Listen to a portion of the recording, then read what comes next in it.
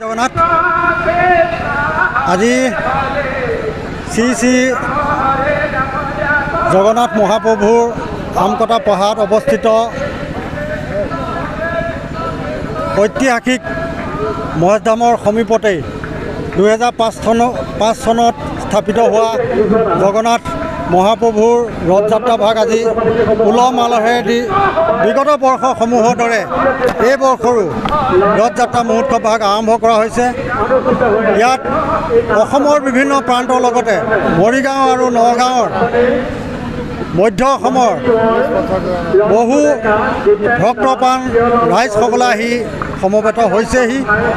আশা কৰিছোঁ আমাৰ পূৰ্বৰ যি অভিলেখ আছিল সেই অভিলেখ ভংগ কৰি এইবাৰ নতুন অভিলেখ স্থাপন কৰিব আৰু বিগত বৰ্ষৰ সমূহতকৈ ক্ৰমান্বয়ে আমাৰ এই জগন্নাথ মহাপ্ৰভুৰ ৰথযাত্ৰা ভাগত ভকত বৈষ্ণৱ আৰু আই মাতৃ সমস্তৰ অংশগ্ৰহণৰ পৰিমাণটো দিনক দিনে বৃদ্ধি পাই আহিছে।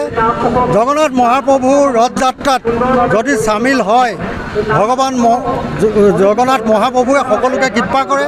তেওঁ কৃপা দৃষ্টিত সকলোৱে জীৱনবিলাক ধন্য হয়, পৰিয়ালসমূহ সুখে শান্তিয়ে জীৱন নিৰ্বাহ কৰিব পাৰে আৰু সমগ্ৰ বিশ্ব শান্তি কামনা কৰি আমাৰ ইয়াত আমাৰ মৰিগাঁৱৰ শ্ৰী শ্ৰী বৰ্ণ সত্ৰৰ প্ৰয়াতৰ সত্ৰাধিকাৰ ভৱানন্দৰ দেৱগোস্বামী প্ৰভুজনাৰ প্ৰচেষ্টাত এই জগন্নাথ মন্দিৰ ভাগ ইয়াত স্থাপন কৰা হৈছিল।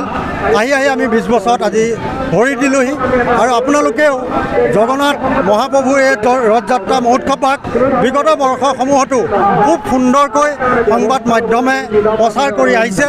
গতিকে আমি জগন্নাথ মহাপ্ৰভুৰ ৰথযাত্ৰা পৰিচালনা সমিতি আৰু উদযাপন সমিতিয়ে আপোনালোককো ধন্যবাদ জ্ঞাপন কৰিছোঁ।